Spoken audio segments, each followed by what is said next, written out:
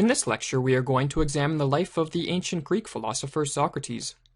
Socrates was born in Athens in the year 469 BC and died in 399 BC, executed by the Athenian state on the charges of religious impiety and corruption of the youth. Some scholars have suggested that due to the Socratic problem, which was discussed in the first lecture of the series, these few facts are all we really know for certain about Socrates. As a quick reminder, the Socratic problem arises because Socrates supposedly wrote nothing down, and therefore in order to obtain knowledge about his life we must rely on other sources. Yet the sources we have offer differing and sometimes contradictory depictions of Socrates, and hence there is confusion regarding what is fiction and what is fact. Although little is known for certain about Socrates' life, there are two events in particular which are most often regarded as being on the side of fact, while also being viewed as events of monumental importance in the life of Socrates, and it is these two events which will occupy our attention for this lecture. The first event concerns Socrates' reaction to the oracle at Delphi, which pronounced he was the wisest of all men. An oracle is a religious shrine and sanctuary, and Delphi was an ancient Greek settlement.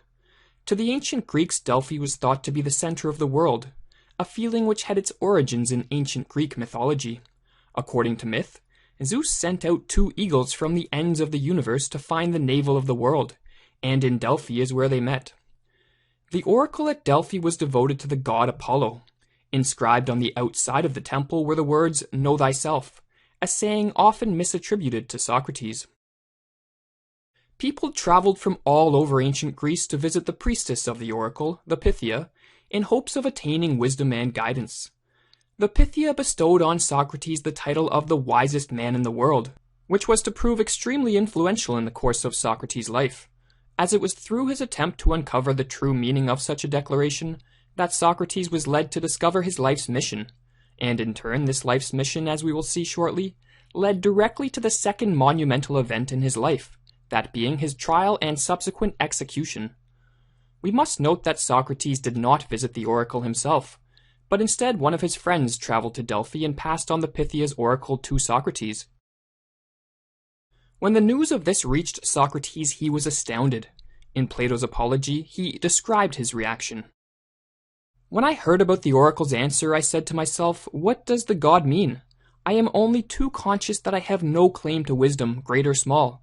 So what could he mean by asserting that I am the wisest man in the world?" In order to try and discover the meaning of such a declaration, Socrates took to the streets of Athens, certain that he would soon find a man wiser than himself. He engaged in conversations with politicians, poets, and craftsmen, and these conversations soon led him to have an epiphany regarding the meaning of the oracle. As he explained, the realization dawned on him when conversing with a politician. "When I conversed with him, I thought this man seemed to be wise both to many others and especially to himself, but that he was not. And then I tried to show him that he thought he was wise, but was not. Because of that he disliked me. But I went away thinking to myself that I was wiser than this man. The fact is that neither of us knows anything beautiful and good, but he thinks he does know when he doesn't, and I don't know and don't think I do. So I am wiser than he is by only this trifle, that what I do not know I don't think I do." The meaning of the oracle was that mankind is universally ignorant of the one thing it is most important to know, that is, how to conduct their lives virtuously so as to attain happiness. Socrates was no exception, as he too admitted that he did not know anything beautiful and good. Yet Socrates was the wisest man because he alone was aware of his ignorance. As A.E. Taylor pointed out, Socrates is the one exception. If he too does not possess this supremely important knowledge, he knows its importance, and he knows his own ignorance of it. He is at least the one-eyed in the kingdom of the blind, and the wisest of men as men go. Upon understanding the true meaning of the oracle, Socrates made it his life's mission to make others aware that they were living in a cave of ignorance, in the hope that once they realized they were lacking knowledge of the most important thing in life, they would join him in his philosophical quest for wisdom, or in other words, knowledge of how to live the good life. While some took kindly to Socrates' life mission, most of the Athenians could not endure his critical questioning without becoming defensive and angry, It is not surprising that over time Socrates developed a rather poor reputation among the masses. This disdain felt for Socrates by the general citizenry of Athens is often suggested to be one of the factors that resulted in charges being laid against him in the year 399 BC. The official indictment against Socrates was as follows. Socrates is guilty of refusing to recognize the gods recognized by the state and introducing other new divinities. He is also guilty of corrupting the youth. The penalty demanded is death. Many scholars believe that in order to understand why Socrates was brought to trial, one needs to take into account the state of Athenian society at this time in history. Athens at the turn of the 4th century was in a very precarious and fragile state. Having recently been defeated by Sparta in the Peloponnesian War, a war which had ravaged Greek civilization for decades, the city was facing an intense period of decline. The citizens longed for a scapegoat on whom they could blame all their troubles, and Socrates, who garnered so much animosity, appeared to be the perfect scapegoat. Socrates seems to have been well aware that the animosity felt towards him was a main reason for him being charged, and this can be seen in a statement he made at his trial. Well, gentlemen, I am no criminal. That needs no long defense from me to prove. However, when I said some time ago that I was heartily disliked by many, you may be sure that it is quite true, and this is what will convict me. Rather than being a criminal, Socrates in fact argued that he was a gift of God to the city, sent to improve the lives of the Athenian citizens. If they condemned him to death, he foretold that they would continue to live out their lives in a waking slumber, forever remaining ignorant of their ignorance. You can easily kill me, he told the judges, then you can go on sleeping for the rest of your lives.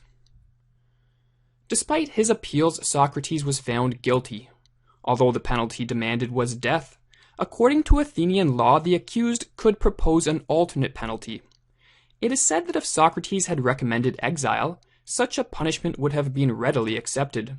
But Socrates maintained that he had done nothing wrong, and that instead of being punished, he should be awarded free meals at the Prytaneum, the religious and political center of Athens, a privilege reserved for those who brought honor and benefit to the city. It is not surprising that the judges were insulted by this recommendation, and subsequently condemned Socrates to death by drinking hemlock. After the verdict had been announced, Socrates issued this warning to the citizens of Athens. I wish to prophesy to you who have sentenced me to death. I prophesy to you that after my death the punishment will soon descend upon you, a punishment far more severe than that which you have inflicted on me.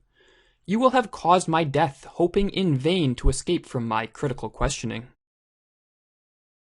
When Socrates drank the hemlock, he supposedly did so joyously and courageously.